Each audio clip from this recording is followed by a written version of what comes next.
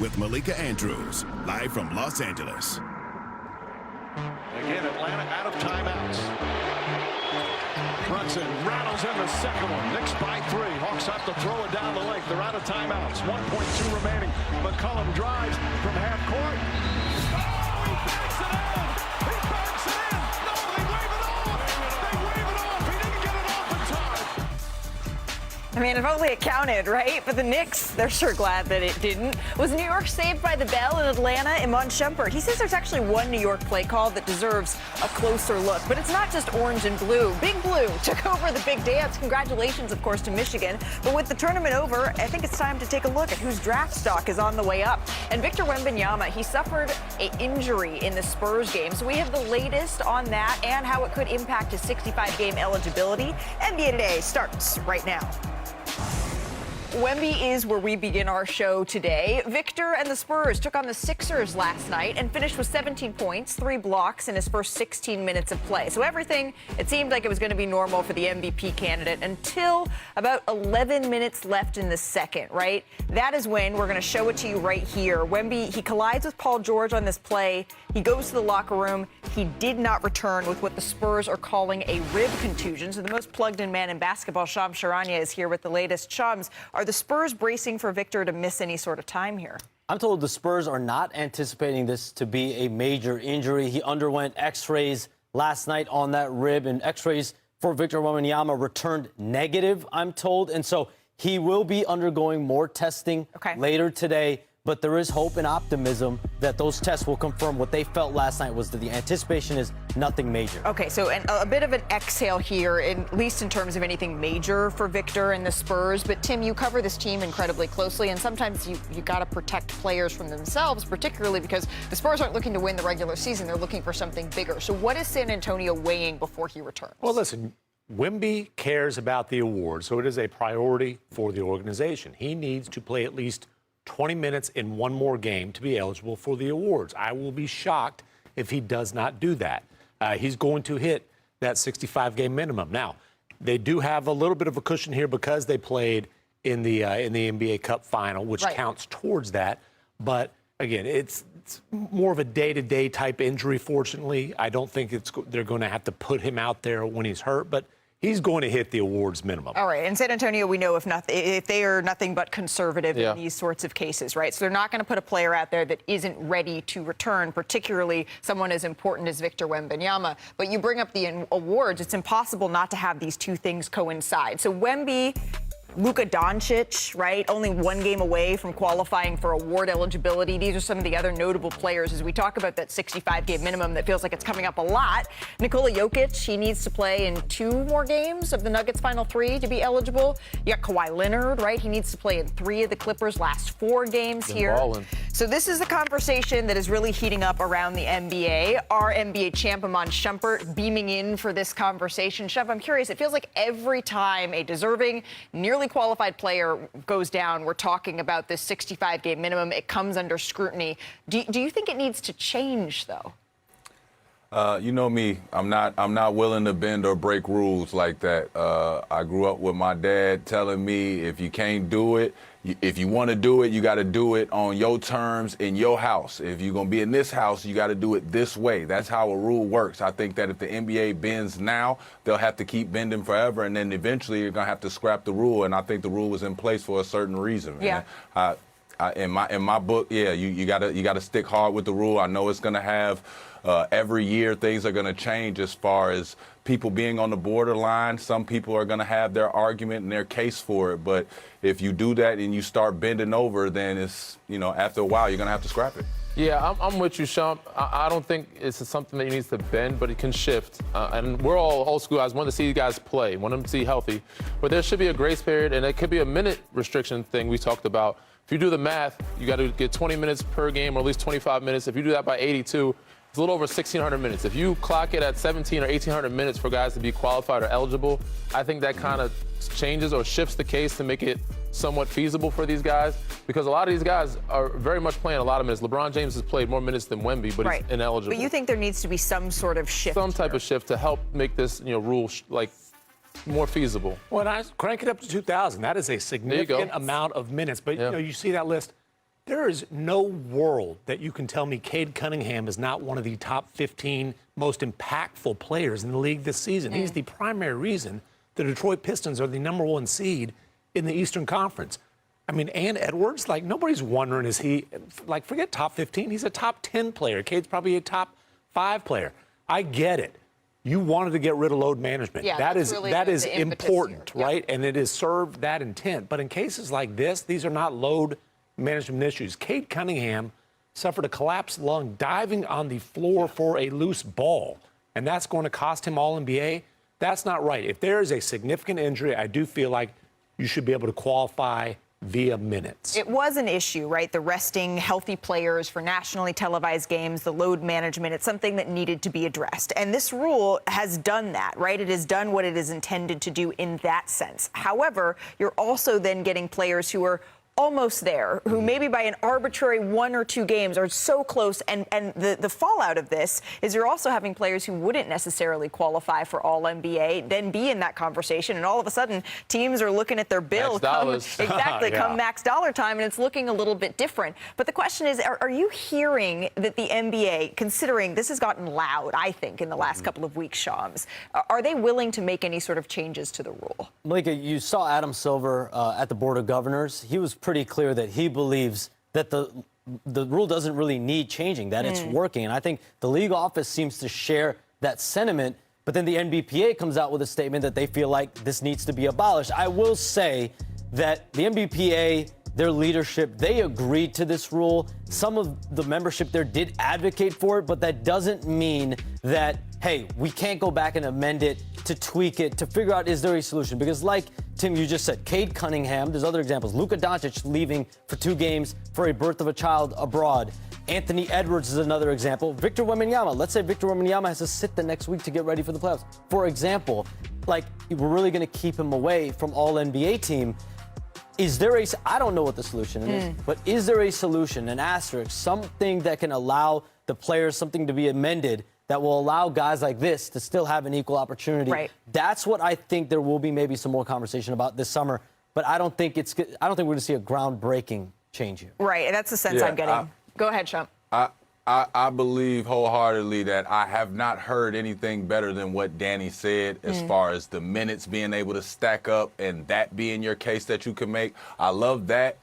Besides that, though, making it a qualifying factor, I think that when you implement a rule, you have to stick to it. Otherwise, people are going to walk all over it. That's fair. And talking to agents this morning, I said, is this rule a net negative or a net positive? No one was willing to say that it was a net negative at this point. So there are things that it is doing as intended. All right, we're going to get to more of this later. This is going to be a loud conversation over the next week, but why don't we get some action, right? Look at the Eastern Conference. This race, it's as tight as it gets, 6 through 10. They're separated by only, 2 games? And we have 6 days remaining in the regular season. Well, the Hawks and Knicks, they played in what could be a playoff preview here, and this one was fun. Maybe the best game of the night. Under 7 minutes left in the third is where we pick it up here. Jalen Johnson driving to the paint, slamming it. Athletic. Slamming it on OG Anunoby. That's an All-NBA player. Yeah, the Hawks bench, loving it. And then Brunson here, kicks it out to Anunoby for 3, knocks it down. Nice shot to finish the quarter there. Let's go ahead to the fourth here. Under 4 minutes left to play here. Watch this little bounce pass to Nickeil Alexander-Walker. Tim, he has been such a big pickup for the Hawks. Yeah, he's been huge. Should be most improved player. More than doubled his scoring average after being a really good role player. And he had a game-high 36 points here in this game. So under 3 minutes left in the fourth. Here we go. Karl-Anthony Towns. It's this action that's so lethal. Hands it off to Brunson. Shoots the 3. Nails it. And then under a minute left in the fourth, Brunson again gets to his spot. Good attacks. defense, better offense. Better bounce. The Brunson burner is now lit. CJ McCollum gets the inbound pass. He's cooking at the right time. Here's the Hawks. They trail by 1. 1.2 seconds left. McCollum, he's got it going. He gets it to go. But as you can see, as fans are shocked, the ball, it's still on his fingertips just as tight. We gotta amend that. Can we amend that? There's no amending that. The light's on. The Hawks, they fall short. But, man, that highlight lives on in our minds. The New York Knicks, they get the win by 3. Let's take a look, though, at New York, right? Because Brunson scored 17 in the fourth. finally he's looking like himself again. It's the most in a fourth quarter this season. He outscored the Hawks as a team 14-13 in clutch time here. So, Shump, you know the Knicks better than most. We talk about playing your best basketball in April. So what is the best basketball? What is New York at its best? I mean, right now you're seeing flashes of it. Okay. I think that we've seen some things all year that have encouraged us. One thing being that even though they are up and down, they are still having a 50-win season. So there are positives. But when you look at the team that they put together and everything that they had to do to put this team together, you look at Mikal Bridges and say you need more. The fun thing about this is, as we look at it, the pistol action. We finally got to see at the end of a game Cat and Brunson playing off of each other, a two-man game. Pick your poison, who you want to do it to you. And when you get that at the end of the game, that's the promise that I like. That's what gets me going, saying, hey, we're going into these playoffs, and we kind of know now at the end of the game, are we going to get some Jalen Brunson Cat pinch post action? Are we going to get some pistol action on the sideline? And if we do get it and we get Jalen Brunson flying off that thing like a bat out of hell, who going to stop it? Right. And Rishabh's like, and this is what I'm glad that I'm not in there. It's not going to be me. Hey, if that pistol action, if it is half as sharp as your suit today, Shump, is that a tuxedo lapel on a blazer? A good tie. You know what? Oh, man. Minimum games you qualify. All NBA Today best dressed right here. Hey, Giannis is still eligible for a 4-year, $275 million contract extension on October 1st, or he could be traded. So Shams has an excellent piece. It's up right now on ESPN.com, and it really details in excruciating fashion in a lot of ways what the Bucks organization, Doc Rivers, Giannis, has been going through this entire year. So can you just walk us through some of the stories that I think tell a much bigger picture than we've seen before about this contentious standoff? So, Malika, one source with the team told me this week and really summed it up. When your best player is 1 foot in, 1 foot out, you're just not going to win. That tension bleeds over to the environment of the team, the culture of the team, and most importantly, the levers and misalignment across the organization. You think about your ownership group, your management, your coaches, and your players. It bleeds into all of that. And one specific example where we saw that from the coach and the player dynamic was the most critical point in the Bucks calendar. That was the first week of March, Malika. And that's when the Bucks had a string of games where they had to win these games. It was make or break to make the play-in tournament, which they had sold to Giannis. We're going to get to the playoffs and make some noise. And on March 1, they lost in Chicago, a double-digit lead. It ended up being a blowout defeat. Then comes March 2. It was a game of a back-to-back against the Boston Celtics. Doc Rivers called for a team meeting that day. And the day of the game, this team meeting, my understanding is in that meeting, Doc Rivers implored his team, according to 6 people in the room, to look at my resume and, quote, Google me. I took teams to the playoffs and championship that weren't supposed to be there. I thought this was one of them. That was not well received internally. And that was just another example of the disconnect between player and coach. I'll give you another example. Wait a second. Danny's laughing. I want to hear this. It wasn't taken too. well? No. Wow. I couldn't believe that wasn't taken. Have you ever had a coach say that? Look at my resume, Google me? I've had some coaches say some things. And I was coached by Doc. I wouldn't say a lot surprised. Doc was very good at talking to the group. Not a lot surprised me when certain things happened. And I've been a part of organizations where superstars are 1 foot in, 1 foot out. Right. You know, I've had the Kawhi situation. I've had Ben Simmons situation, even James Harden. It didn't get prolonged this far out or this long. I feel like Giannis should have been moved a long time ago. Right. But Doc, sometimes, again, there's a young group in here. I don't know. That laugh was very knowing, but you had another example. There was another example that also rubbed players the wrong way, but also was a big part of the second half of the season. March 21st, they had a game in Phoenix. There was a shoot-around that day. And my understanding is there was another team meeting, but this only had the veteran players in it, the coaches and the veteran players. So the Giannis of the world, the Bobby Portises, Kyle Kuzmas, Miles Turner, Taurean Prince, etc. And in that meeting, Doc Rivers, one by one, addresses each player, gives them feedback. Taurean Prince, Kyle Kuzma, gets to Miles Turner, and that's when multiple people in the room told me that Doc Rivers let Miles Turner know that he felt disappointed in Turner's play, that he expected more this season. And as the group started to exit the meeting was wrapping up, Giannis and Bobby were not addressed in that meeting. They're the two long-standing players on the Bucks. So as everyone's starting to move away, they both speak up. They both address the group. So Bobby Portis speaks up, but Giannis particularly, he's been at the focus of all of this. Right. In front of the coaches, in front of everyone. He stands to support Kyle Kuzma and Taurean Prince. And Miles Turner specifically telling him, listen, I let you down. It's my fault I wasn't healthy. I wasn't able to be there for you. I'm not disappointing you. It's on me. I should have been there for you and been available.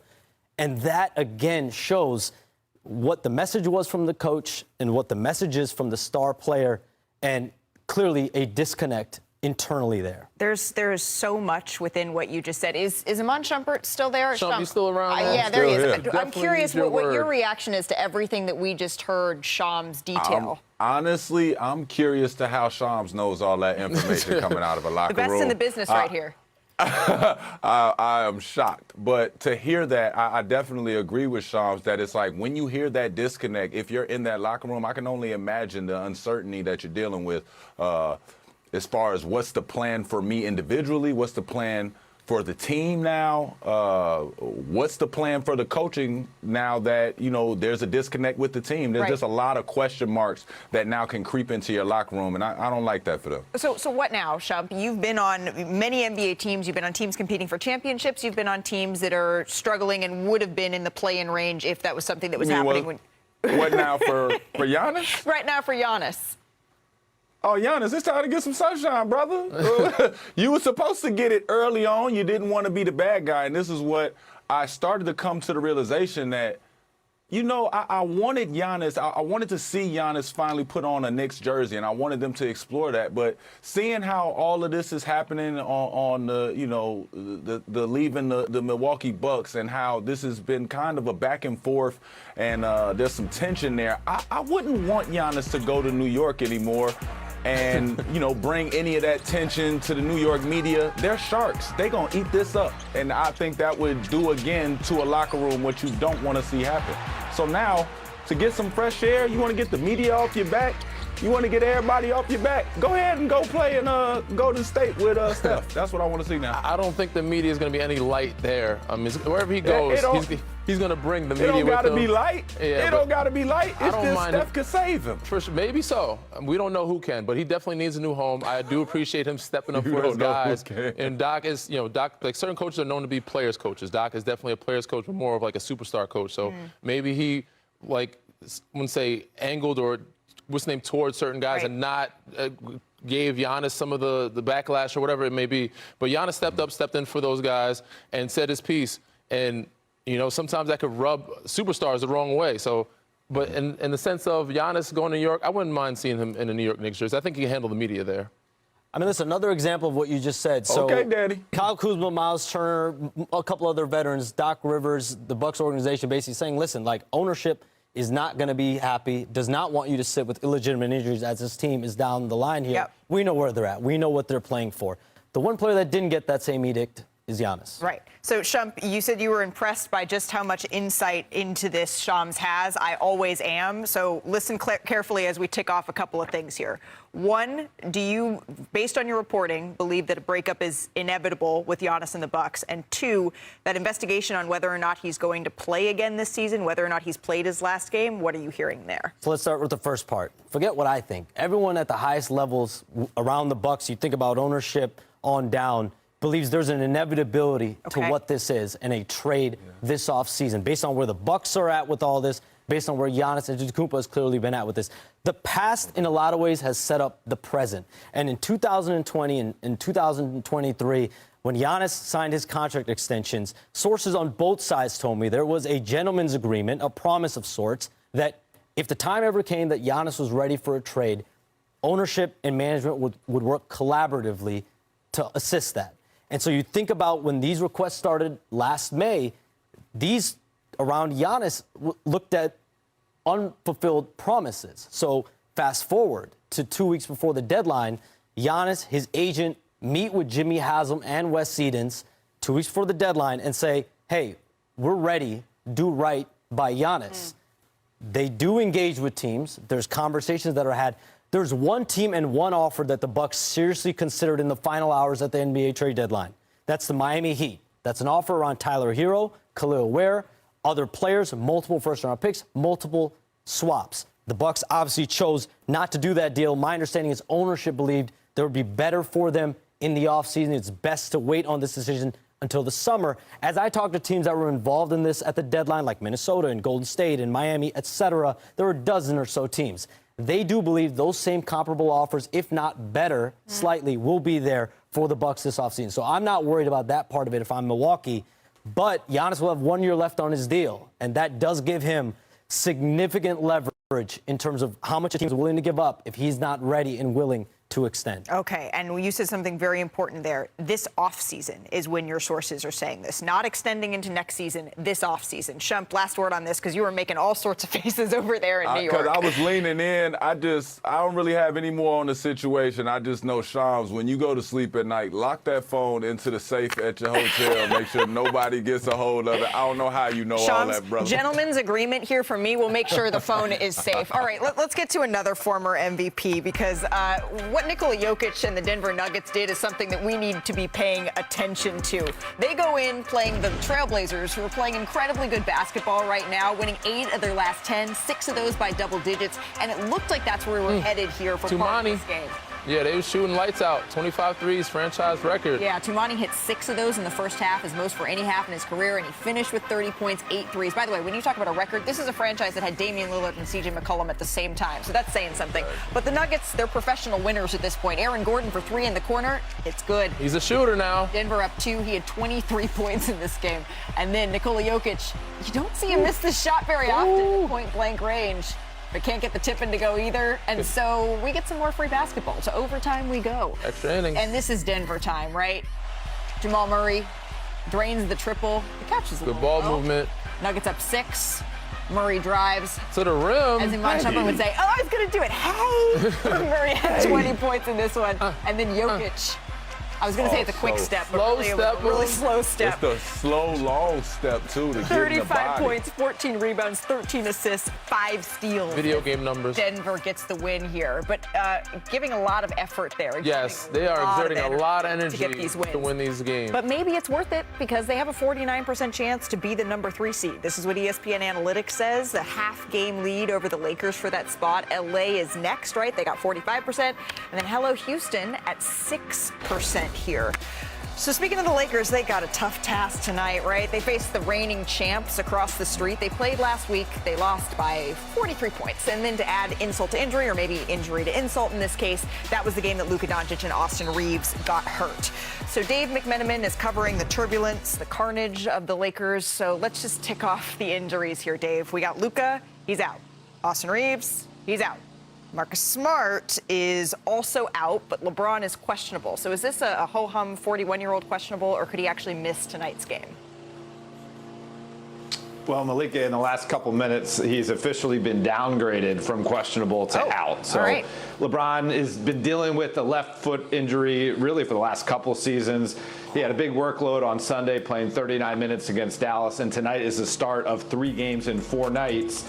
If you're going to lose by 40 with LeBron in there against OKC, you might as well rest him now and figure that tonight's kind of a scheduled loss. Try to get the best effort from him in 2 winnable games against Golden State Thursday and the Phoenix Suns Friday. 2 games will be crucial if the Lakers have any hope of getting back into that number 3 seed before the regular season's over. All right, so 4 of their starters are out tonight. A scheduled loss. I like that phrase. But honestly, I'm not sure that I have an issue with what the Los Angeles Lakers are doing. This is survival mode for LA at this point. Dave, I would say enjoy the game, but that seems like an end to the game. I definitely thought that we were going to win this championship. You know, the team was a really, really talented group. Everybody's super unselfish, so I definitely felt like, you know, the power of friendship could lead us to victory, and I mean, it did today. You know, we pushed through so much. We all sacrificed a lot, minutes, points, fame, all of that, just to get to this moment. And I know everybody's super proud and super grateful to be a part of this group. You know, this team provided the university, the fans, the staff, you know, one of the best seasons of basketball we've ever had, one of the best rides in March we've ever had. So, you know, we've won 6 national championships in UConn, so maybe this is like the 7th best season we've ever had in over a lot of years.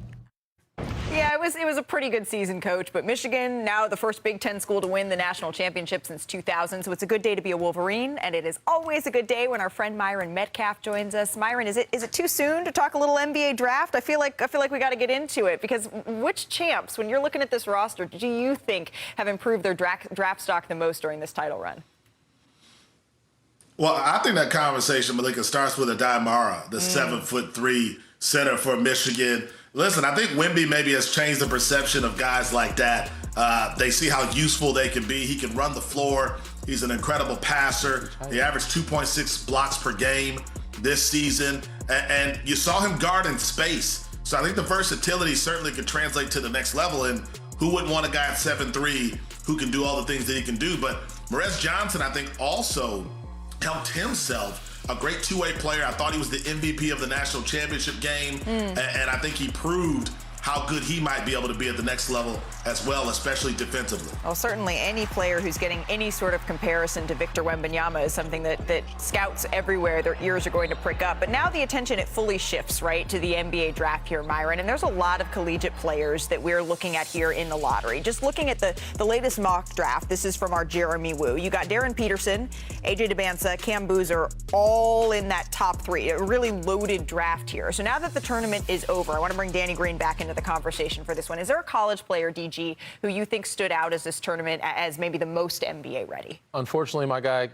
Caleb Wilson, was not in the tournament. Okay, all right. So I can't go with the Carolina guy. I thought you were going to go for it. Keaton Wagler, I mean, I like what he was doing. He's a very high IQ player. Reminds me a lot of Tyrese Halliburton. Obviously, a little bit smoother jumper, and a little bit more wiggle. Like, he can get to the basket, right to left cross. He's smart, he's patient, he takes his time, can knock down shots, really smooth, silky, and poised for a freshman. Like, he's done some things. I got a chance to watch him play live, and he shocked me. He really surprised me, and this tournament run for him was a good one.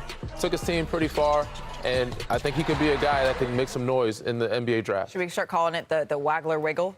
Since you're saying he's got a little wiggle. He got a little wiggle. And Myron, you've been locked in on college hoops all season long. Is there another player maybe that you think looks the most NBA ready, looks the part? Yeah, I think Darius Acuff Jr. is the most intriguing prospect in the entire NBA draft. Made 44% of his threes, can get to the rim whenever he wants. I think he's a combination of some of the great point guards that Cal has coached throughout his career.